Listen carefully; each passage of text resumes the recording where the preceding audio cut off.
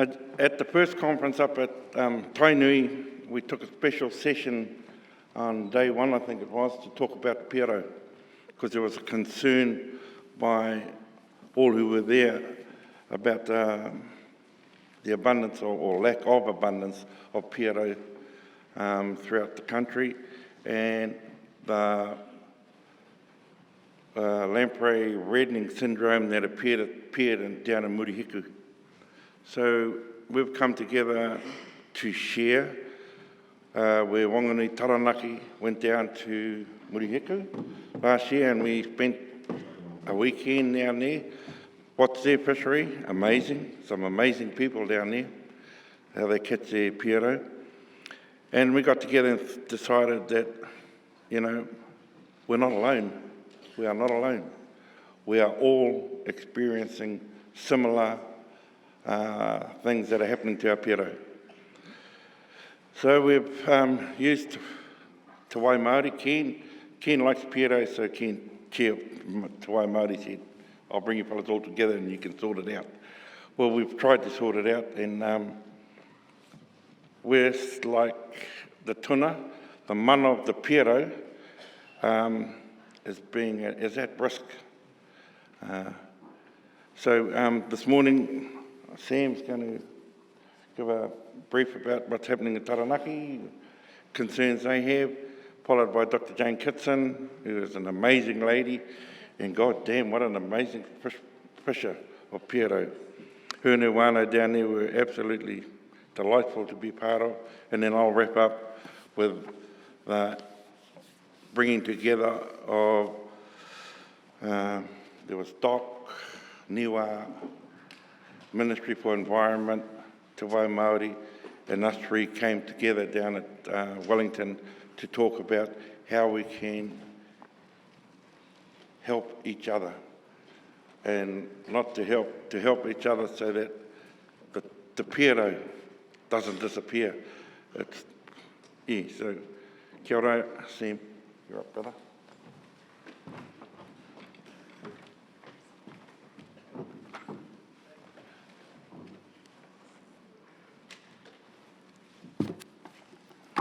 Te tuatahi ki ngā mihi ki ngā mate, ko wehe atu ki te pō, aere, moi mai.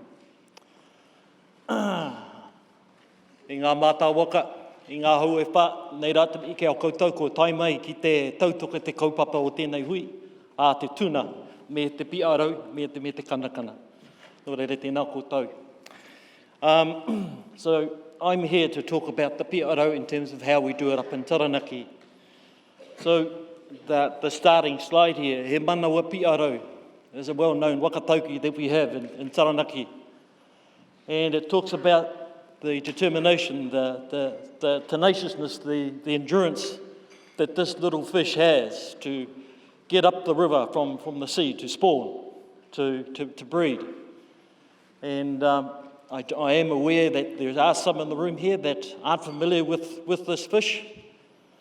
But in terms of the iwi and Taranaki and in Whanganui, and of course down in Murihiku, down in Naitahu, this particular fish is a taonga to us. It's been there for a long, long time. I note in yesterday's kōrero the use of the word whakapapa. And just to put some context around that whakapapa for this fish here actually predates the dinosaurs. So it's been here for about 450 million odd years. This is what Western science tells us. But of course, our science goes further back than that.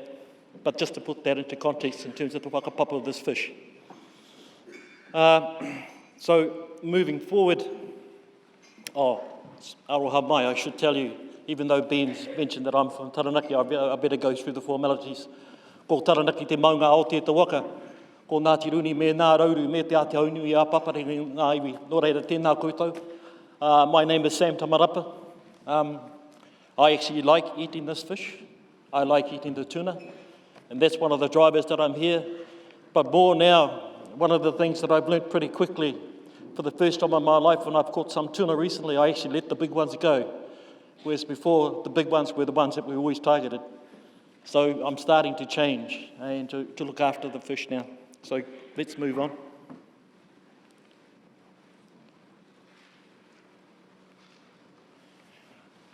So this picture here, again, some more context, was taken up at Kairo Marae, which is one of our marae on the Waitara River. And it's actually just above the fishing grounds that we fish in. So in here is a group of people, including Ben. Ben is in here. Head is in this one. And a number of our kaumātua kuia, and we had a whole lot of people from all over the place, from Murihiku, from Whanganui, and some of our whānau from the North, Ngāti Maniapoto, came down to actually talk about the fish. So the kaupapa there is what we've always been talking about in terms of the numbers, the abundance of the fish, and what we're not seeing. Our kaumātua here talked about when they were kids, and they used to see this fish in their thousands. And so that thing has certainly changed to now that we're actually only catching maybe 4 or 5. A dozen is a good day for us. So, like being Māori, we're actually pretty adaptive in terms of how we catch these things now. We've moved on from what we call the wakaparu. The wakaparu was a method that our old people used, where we used the ferns, where we used to plait them together and put them down on the bottom of the river. And when the floods come, these fish would come up and they would lie underneath these wakaparu and go to sleep. And of course, we'd come in afterwards and pull them out of it. But now we've actually moved on. You can see here is a fyke net. And I think one of the things that you can see is that these fyke nets are actually placed close to the rapids. For obvious reasons, for the fishermen amongst you, you would know that the rapids actually are a place where they push the fish to the side. So these are some of the things that we know. And you can see there, we still use the wings. This is on the Waitara River. And here are a couple of our fishermen. For those of you from Taranaki, you would see Stevie Maxwell, a well-known fisherman on the river, and Henry Potaka. And here's some of the Piharau from their net. This day here, they only caught a dozen, which was a really good day for these guys. Again, the same net. Here's Stevie here, trying to undo his knots. So this photograph here is of Matty Rauna. Matty Rauna, his grandfather was a well-known fisherman on the Waitara River, who sadly passed away now. But Matty has picked up where his grandfather has left off. And so in terms of that transfer of that knowledge, in some cases it is happening. So what Matty is doing here, he's preparing these things to cook. And you can see that learning from his grandfather, we're still using the bracken fern to actually keep these things nice and straight. And here we are, we're grilling them on the embers. And of course, that's what it looks like when it comes off the embers. And I can already see some of my relation from up the way here. I can see their mouths moving and their tongues going, Yesterday, I was asked a question by one of the directors from Te Hui, what do these things taste like? And I said, horrible. Don't even go anywhere near horrible. But actually, no, they actually taste quite nice. So that's what they look like. So what I've just shown you is in terms of our mātauranga Māori in Taranaki, we definitely know how to catch these things. We know when they come. We know where they go to. We certainly know how to cook these things and how to eat them. So what I'm sort of putting to you is that the extent of our knowledge is like that. What we need to do is to look at this other space, the areas that we actually don't know about. So just again, some more context. This fish starts its life way up in the headwaters where they spawn, and then the juveniles come down to the river to certain areas, and then they make their way out to sea. The part that we don't know is where they go to in the sea. So that's a big gap that we have there. What we do know is that science tells us that these things are like parasites or parasitic fish. They will latch onto the fish out at sea, and they will attach onto them, and they will burrow into them with their teeth, and there they will suck out the fluid, the blood from these things, and once they've had a kai, they won't kill them, is that they'll let them go again, and then they swim away. But we don't know enough about that area. Another area that we don't know is when they start migrating up, is where do they end up? So now we're looking for the spawning areas, that type of stuff. Because like I said before, the key issue was abundance. How do we increase the abundance if we don't know the whole kōrero? And of course, those two areas are actually quite key to actually helping us look at the issue of abundance. Where do they go out and what they do out at sea? And then more important, where are the spawning grounds for these things?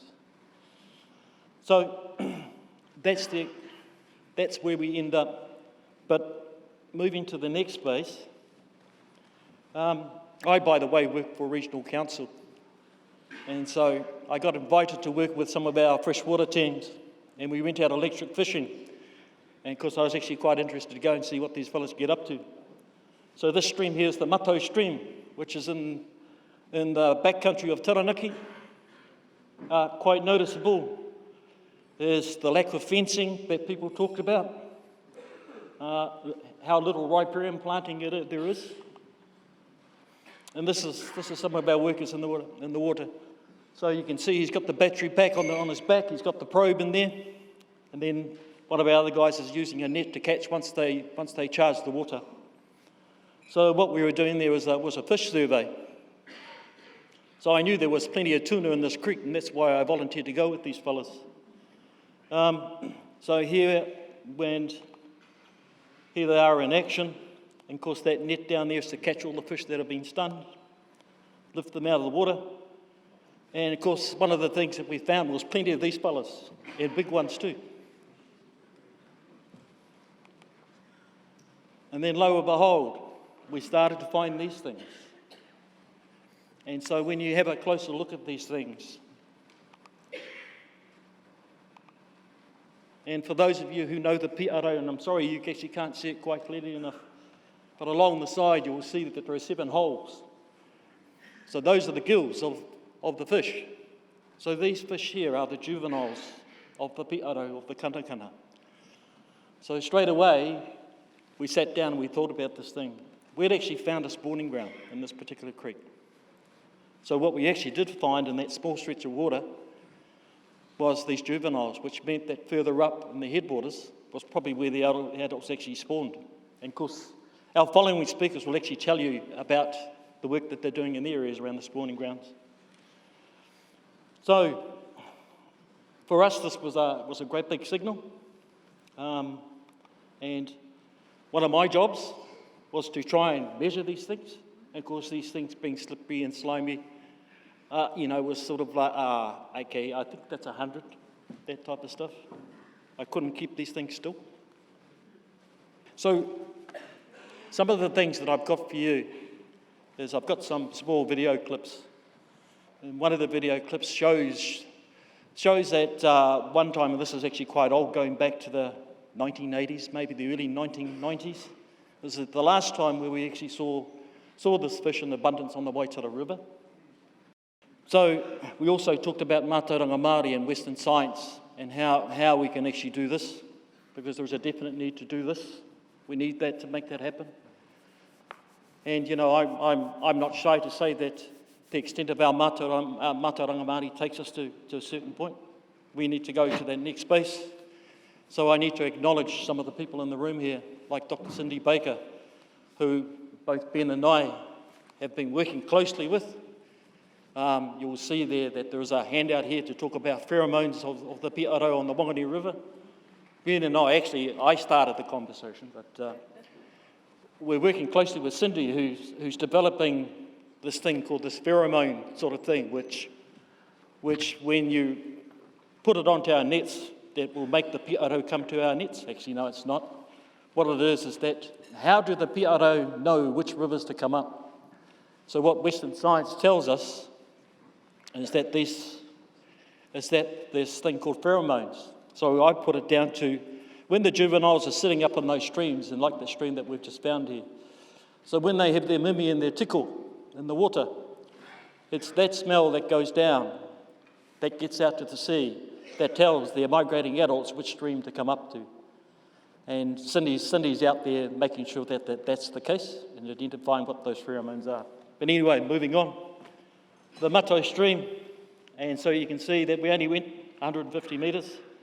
We found the long fin, the short fin, but we also found these other things called macrophthalmia, and amosets. These are actually the juveniles of the Piharau. So those little wee fish that I showed you were the juveniles. So this is what we found in this little wee stretch of waterway.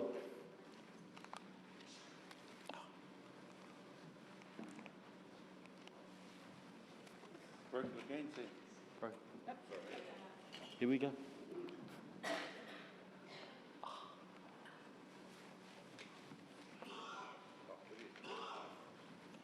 So here's the little video. So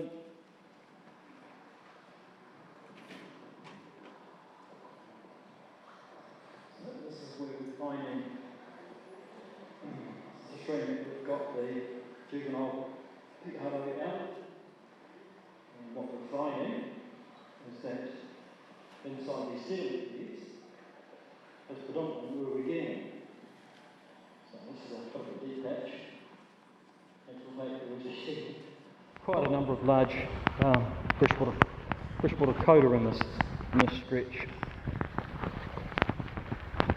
See here, and this is where we're coming up, and you can see the sediment beds in there, and particularly on that side. Well, I suppose you can't see it because of the sun on these things, but like for example, across the other side there, you can see some sediment beds across there. And that's where we are. So where it stops right there, so that's that particular stream. So this, you can see that it's running clear. There's lots of water in this particular waterway. And you can see it's all hill country, it's all dry stock country. Hence why you're not seeing the fencing and the riparian planting. But yet this fish is still there, type of stuff. And yet further up in the headwaters, where we definitely think that's where the adults is the actual spawning ground itself, there's a great big forestry block up there too. So straight away, and so since we found this thing, which is probably about a couple of months ago, is that we've been talking amongst ourselves particularly with iwi, because this particular stream sits right in the heart of Ngāti Maru country. And then, of course, this is a major tributary coming into the Waitara River. And then, of course, so what we're looking at, and particularly for Ngāti Maru, is how do we protect and look after this particular stretch of water. And then also, with the forestry block further up, is how do we manage it so that when they do cut these trees, because they will cut those trees, is how do we manage those so if we lessen or mitigate anything that's going to have any adverse effect that comes from that cutting of the trees down, because this is actually quite important, this particular waterway. So you can see that we're actually quite excited about this find. And of course, with our discussions with the iwi, particularly with Ngāti Maru, and also with the other iwi on the Waitara River.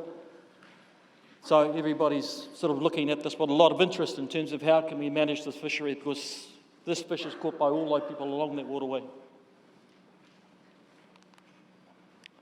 So again, so we've found a spawning area. So this is where we're doing.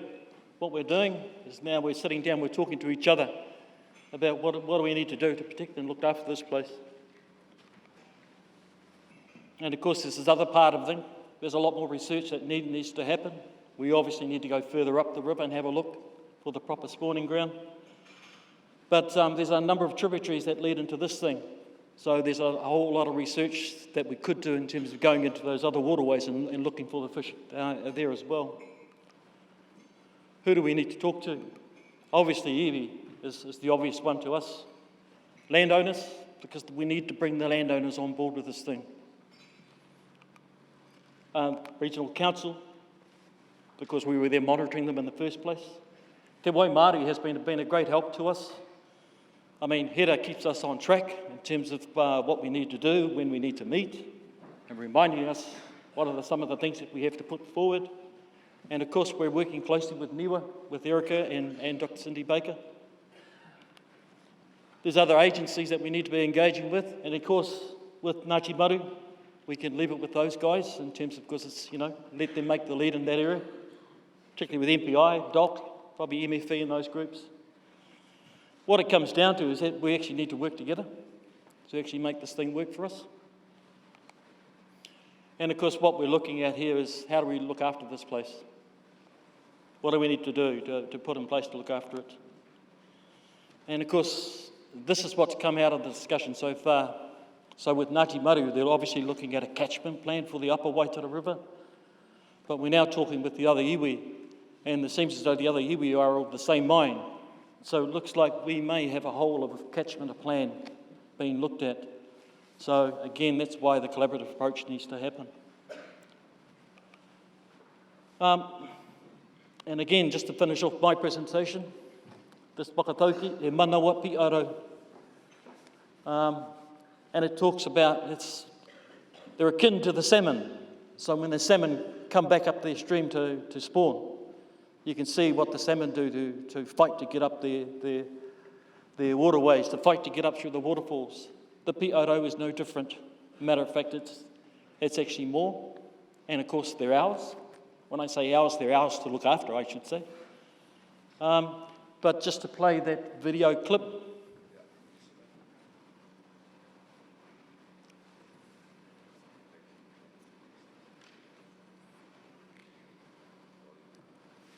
One minute.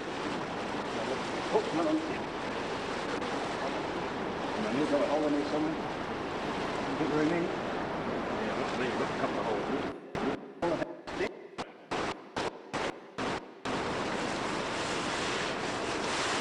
Okay.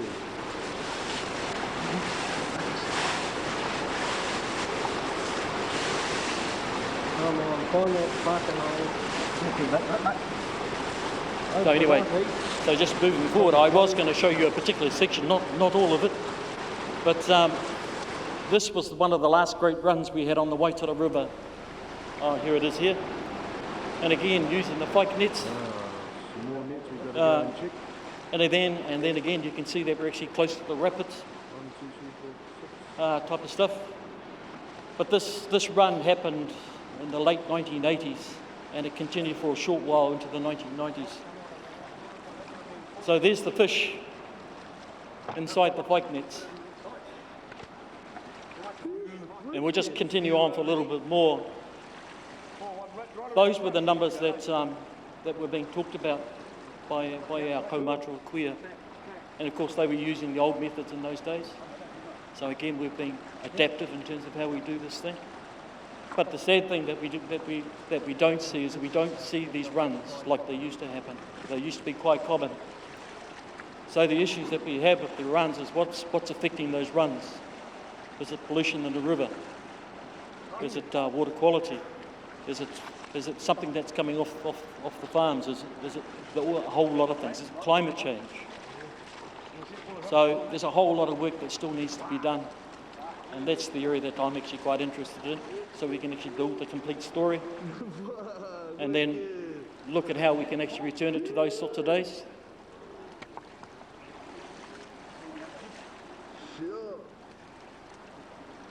What I should tell you about the Waitara River is that the Waitara River has particular areas where only particular whānau can go and fish, and you daren't cross into those other areas. And I guess that would sort of resonate with a number of you in this room here. You have your posies, and that belongs to your whānau. So this one here belongs to this whānau here, and I was just lucky enough to find a copy of the video. So whilst these guys are jumping up and down with the amount of kai that they've actually caught, they've suddenly realised that they've got a hill like this to climb up out of the river valley to. I don't want to carry any out now.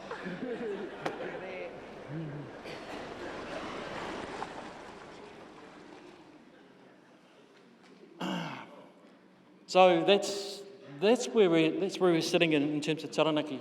But we are actually working closely with Whanganui and with Murihiku, because we all have the same aspirations, we all have the same issues. One thing I need to say though, in terms of down in Murihiku, in terms of Jane, they have a particular condition called LRS, and I'll leave these guys to talk about it. We're actually concerned up here, and Ben and I are actually concerned with that condition, because one of the things is that condition is proving fatal for the fish. The fish are actually dying from it. The issue that we have is that MPI looked at it at one stage, but because it didn't seem to affect the trout or any other freshwater species, they've actually let it go, yet we haven't yet found what's causing this condition. Obviously, what we feel for our whānau down in the bottom, down there, in terms of what's happening to their fish. But for us, we obviously don't want that condition to sort of come north into the Whanganui or to the Taranaki area. So, nō reira, tēnā koutou.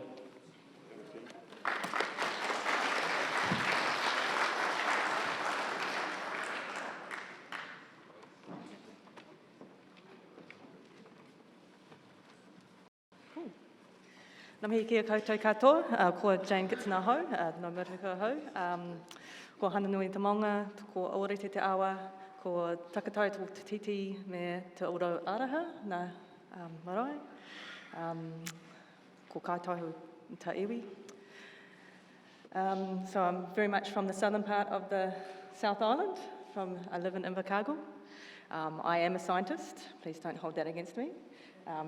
My work, when I did do study, was in lakes, and then I went and studied something more relevant to me, which was titi, and that is my mahikakai, that's my annual harvest. I acknowledge we've got 3 names on the presentation today. For my role in this mahi has always been as a support crew. I'm a scientist. I usually stand in behind, I'm usually not the one in front. Vinny, he's the one he's the harvester. It's his mahikakai that I'm talking about, and his whānau. So any questions relevant around that, ask him, because that's not my place to do. And then of course we've got Cindy Baker as a research partner that we have in the mahi we do. We've only got Vinny's name on here, but I actually put all the whānau and all the people that have been involved in the research I'm talking about, all the mahi. We would have pages of people's names on there. So I need to acknowledge those whānau. And also acknowledge the fact that a number of whānau from Murihiku couldn't make it today, and they want to extend a big mihi to the whole kāinga, and also to the whānau that they have met through the various wānanga that was supported by Te Wai Māori to allow people for the Kanakana and Piharau harvesters to actually meet and realise that they had the same species that they were working with, the same kind of harvesting, but not with there's different methods, but actually knowing that each other existed. So that those connections have been made, and we're hoping that those connections continue. So this one, right?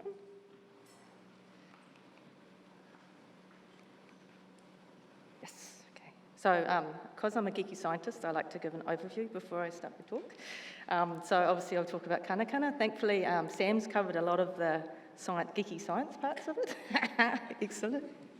I will talk about the lamprey reddening syndrome that Sam mentioned, talk about the past monitoring that whānau have been doing in Murihiku, and also the current research that we're embarking with Cindy and Niwa. So Kanakana, Piharau, Pia, Koro, there is a number of names for this species. You also got Tria australis and also the pouch lamprey, because you'll see shortly that the male, when it's the old male, he will end up having a pouch. But yeah, we found that actually we had to show the picture of the species before people actually realised they were talking about the same one. So we all have our different ways of harvesting them, and we have our different names for them as well. They are declared by scientists as declining, and that is backed up with whānau saying that there are less of them around. There's no accurate sort of abundance measure for them. They're very difficult to monitor, and I'll explain a little bit of that with my geeky science slides coming up. Obviously extremely important to the whānau that harvest them. And of course we've got the issue of the reddening syndrome happening in Murihiku. I thought since we were at a conference with tuna that I'll acknowledge that they're not tuna. They are quite different than tuna. So here's the geeky scientist coming after me. Tuna have bones. Kanakana or Piharau don't. They're cartilage. They're actually more related to sharks. Obviously most people realise they've got a sucky mouth, so they've got that oral disc, no teeth like the tuna. One nostril, not two. And Sam pointed out the gills on the side, sort of slits, not internal. And Kanakana breed in freshwater, in the awa, and well, you all know that tuna breed out in the ocean. So the whakapapa of Kanakana, so Sam mentioned that, and here's the picture that backs it up. These guys were around about 200 million years ago in the fossil record before dinosaurs. Tuatara, which is an amazing species, is called the living fossil, but the Kanakana, it's before then as well. And even the world looked quite different geologically as well. All these slides and things will be on the Te Wai Māori website as well, so I thought that might be useful for the geeky scientists in us. Sam mentioned some of the different life stages as well of Piharau or Kanakana. So it starts off as a mea seat, so the little brown things that it was in his hand. They're filter feeders, so they live in the sediment banks that he was showing, coming out to come and filter feed it at night and then coming back in. So have got an important role for cleaning up the awa. And then they become these little miniature adults, so those little blue things. And then they go out to sea and have sort of hang around the ocean, which we know very little about, and are a parasite, so they're attached to large fish or something.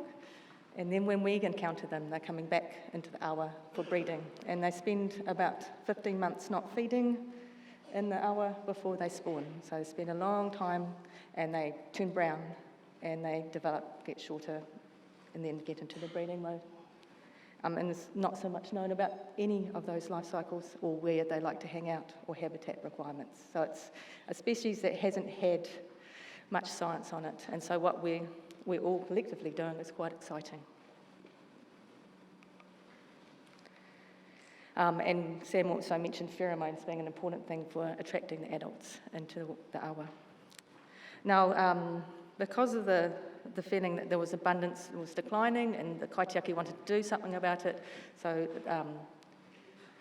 was cultural monitoring initiated in 2009. So it was Vinny and his whānau going and counting on the rocks. My role came in, that's how I came and met, well, I suppose that's when I met you, isn't it? I was a geeky scientist that could write stuff down, so that was my role. That seems to be my role continuing. And so we were supported by Naito Mahikakai Fund to be able to do and continue that. And so we wrote up that, and then we thought, well, how do we progress this? And so ideas of actually getting Ngā Pai o Te Maramatanga funding for scoping to look at how we use that matoranga to actually use it as an ability to look at abundance, the relative abundance of the species. And so we had a bit of a research project that had a acoustic camera that could look through the water, and we used that at the same time as Vinny was counting on the rocks to see if it correlated, and it does correlate. It's just, and that was in 2010. 2011, the lamprey reddening syndrome appeared en masse. Now there is some whakaaro that it has happened before, but when in 2011, when it did happen, it was quite spectacular in the mortalities that they had, particularly in Matilda. And that's when it started to become a biosecurity, because they didn't know what it was, and a certain bacteria turned up that could affect salmon, and so they were that's where the concern came for it. So obviously it's not very pleasant to look at, and it does feel like I'm showing some really nasty photos. So monitoring of LRS became important. The first couple of years, MPI sort of tried to handle it, and they struggled to actually be able to monitor it because they didn't know how to encounter it. The only people that really knew how to actually monitor Kanakana are actually the harvesters, because they know where they are and where the spots are and when to connect with them. So eventually mana whenua were the ones able to monitor. I helped in the supporting admin project management kind of role, but we had harvesters out there connecting with different awa and I put the odd net in as well from 2013 to 2016. So in the Waikawa River, we had Duncan Ryan and Keith Bradshaw were helping with that, because their method was slightly different. They were going in when the river's lower into the rocks and gaffing them out. And then we were monitoring the Waikawa, which is in the east, the Mokorita, the Matilda, the Oreti, the Aparima, and the Waio in the west. And all those awa had times when the Kanakana had this reddening syndrome. We were working with MPI for quite a while. They were trying to attempt to pretend it was a biosecurity issue, but they had ruled out all the pathogens, so there was no way that they could keep on continuing it.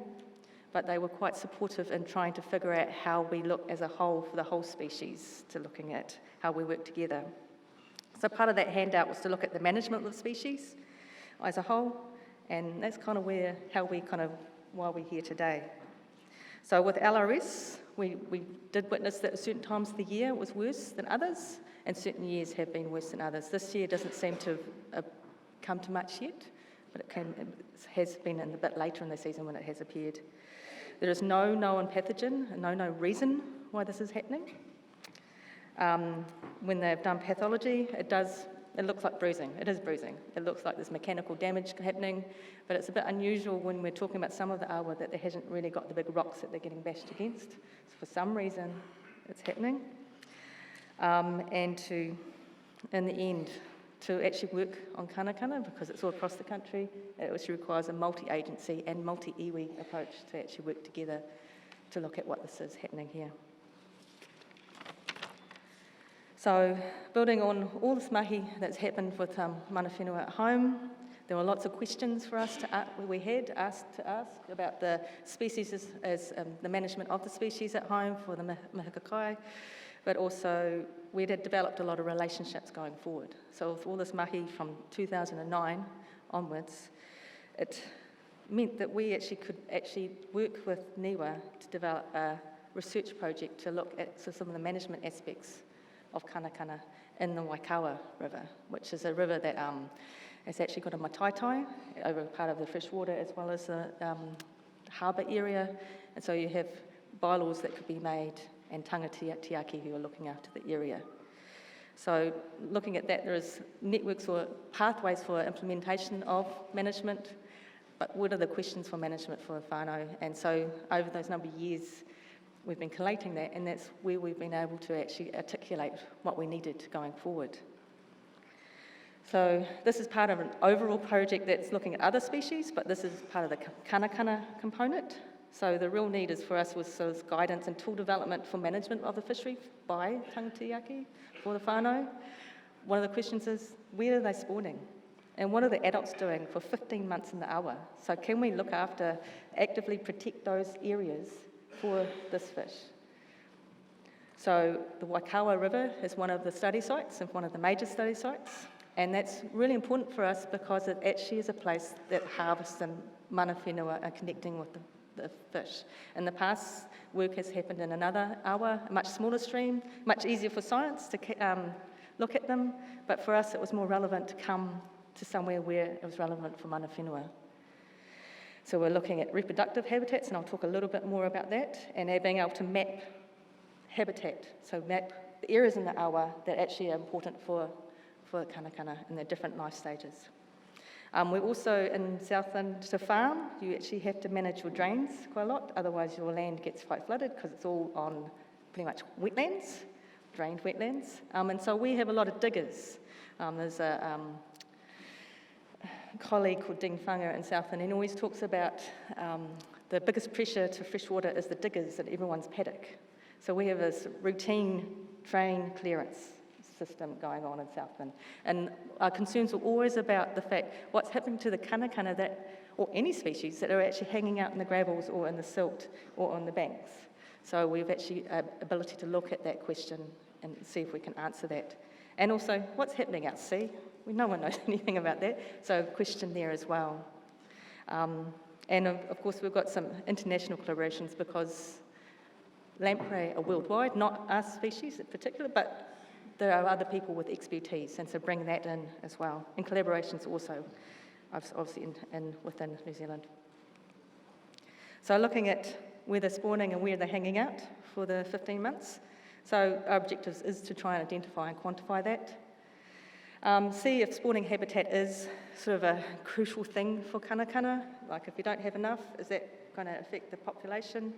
And actually to be able to develop a tool to map it, because then you can use that in all the different relevant relationships you have with different agencies, or whether you're using it with the RMA and the regional councils to map it and put it on plans, so certain activities can't happen in certain areas, or whether you're using it with the MPI. There's multiple pathways that whānau have, because you've got relationships with everyone, but just getting the information and then choosing which tool or lever you want to pull to go forward. And so in the Waikawa, we have just tagged nearly 200 kanakana as they were coming up the rocks with help with Vinny and Stevie Ray. They came and helped us catch them. And Cindy and Peter came down from Niwa, and yeah, we had a lot of people around. So the idea is to put a tag in it, kind of like a microchip, like you put in your dogs and cats. And in this branch that we found that had a lot of pheromones signal, we put it antennas, so downstream and a couple upstream on 2 branches. So we know where they're going, and Cindy gets emails every day telling us whether X fish has gone past Bora Bora, is that one of the upstream sites, or Lama. So Cindy made up those names. I'm not sure why they were called that. But it gives us ability, once they go past that antenna, that's fixed one, we have handheld ones, and you can see Cindy with this big wand thing going on, and that's what whānau are going to be doing. We're going to have some training, and then we'll be able to go and track them, find out where the spawning grounds are, or try and find out, and then the 15 months, where are they hanging out? What are they doing? It's a bit invasive, really, for their personal life, but for us, it was necessary for us to be able to look at how we can manage it on the ground. How can we do that? So channel maintenance, so here's a common site in Southland with the diggers. We're going to look at examining sort of the larval abundance. So larvae, the little myocytes, the little brown things that Sam was showing on his hand, they produce a pheromone, a smell, pretty much advertising to the adults, come up here, it's good up here. So we're using samplers that sample for both the pheromones, which is something that the Whanganui whānau have been doing, and it's something that's becoming more commonplace with whānau. And also trying to look at a system of eDNA samples, because DNA, when you're in the water or any fish, they'll leave a little signal behind, seeing if we can use those new technologies to see if that works. So before putting them in some water, then you let the digger, when they do their normal maintenance, we're not going to just dig for digging's sake, and then afterwards put those samplers back in to see how long it takes to recolonise or what's going on, okay? So for us, that's a crucial question, because we could actually stop that or link that activity to damage, then can we do something about it? So it's help informing whānau to go forward. And this whole oceanic thing, the question is also, is the Southland and North Island distinct stock altogether, which makes that whole lamprey reddening syndrome, when the years we have mass mortalities, is that an issue for the North Island as well? Are we a founding population or not? So that question is really important. Also looking at the species actually occurs in Australia and Chile. Are they also mixing in, or are they distinct stocks as well? And also, really exciting is that we've done some tissue samples and blood samples looking at isotopes, so a sort of chemical signature that you can link to a prey species. We may, cross fingers, I know it's very much cross fingers, but we may be able to link and figure out what they're actually attaching to in this ocean. And if we do that, then we may know where they're going in the ocean, and then you can link to what might be happening there. So that's very exciting, and hopefully we get results soon, so that would be very, very exciting. So that is what we're currently up to. It's a 5-year research program, and we're very happy that we've actually managed to get funding for this, for that length of time, and funding that actually enables whānau to be researchers. So it's not just the scientists doing the science thing, it's actually being able to ensure that that interaction, and that we recognise that whānau have been doing this for a long time, that they are part of the research and are researchers. Ka pai. And that is the end of my story. But I'll put up, because this Mangaipuri, or Niagara Falls, it's the rocks that some whānau go, there's multiple rocks. But I put up these guys because it's Duncan Ryan and Keith Bradshaw, and they're the ones that help with a lot of the monitoring for the lamprey reddening syndrome, and they always kept it real for me as well. You know, a spade is a spade in Southland. And so I just like to end with acknowledging those whānau, and the whānau, or at least whānau with Vinny's whānau, and pretty much his whānau really, isn't it? That acknowledge the mahi that they have done, and that's how we've got this far. Ka pai. Shut up.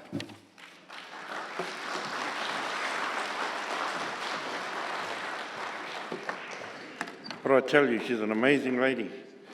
20 years ago, Ken, we could have sent someone down and tried to entice her back to Pungaree. But anyway, my part here now is to wrap up. We had a meeting, just before we do, that used to be a pungarehu, that utu Piharau. You can see it's out of water. You can see the way the current is running in the river, why it's situated the way it is. And even though you can't see it, the front and the back have a pegged whāriki down in front of it to stop the scouring.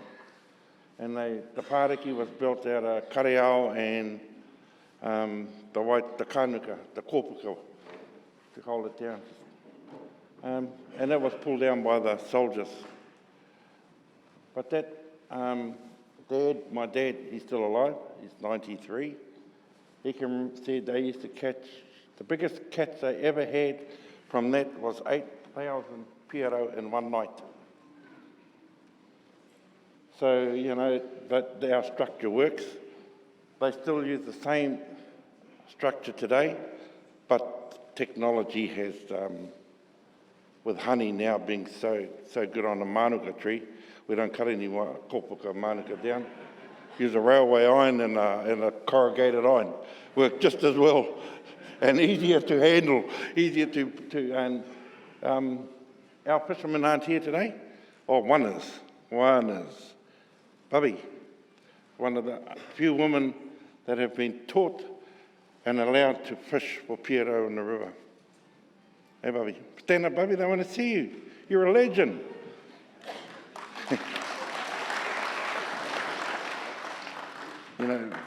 But don't you think you're going to be like Jane. So anyway, true to Wai Māori, they thought it'd be a good idea to establish a steering group to look at the development of a Piharau and Kanakana strategy. And you can see after Jane's presentation why we need that. Some of the participants that were there, Emily was here yesterday, Cindy's here today, Erica was here. Is she here today? She was here yesterday. But it was I thought it was a really great meeting because Piharau at the moment is the in word, Don't know why it's taken so long. Jane talked to you about this. And when they first found the reddening syndrome, MPI sent all their scientists and looked at what was causing it, or thought they could find out. They couldn't. So because it wasn't a risk to our biodiversity within the harbours, and that, they said, they closed it off and said it's no longer our problem. Great, eh? And it's our money that keeps them going. We have, Sam alluded to it, we've been concerned that it may come up here.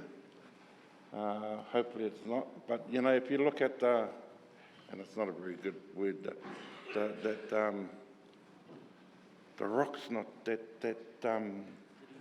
Dinimo that was down in the South Island. Vincent, you didn't bring it up, did you? But it arrived here in the North Island because boaties didn't clean their boat properly. And it's only, to me, it's only a matter of time that it will get here. Hopefully not. A general summary of the hui. I won't read it out. This is available through to Wai Māori. This whole presentation is, so it's really about research. It's really coming together. What are the next steps? Jane, they both alluded to it.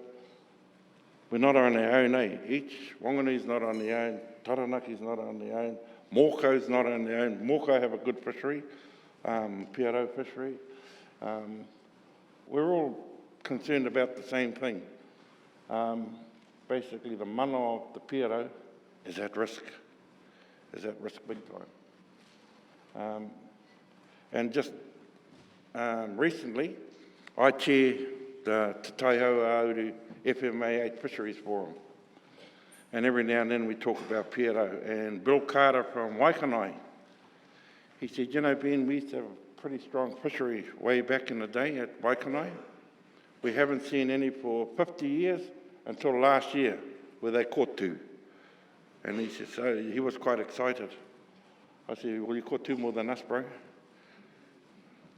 So, and the good thing about the group that came together was DOC have put Piharau on the threatened species within the DOC.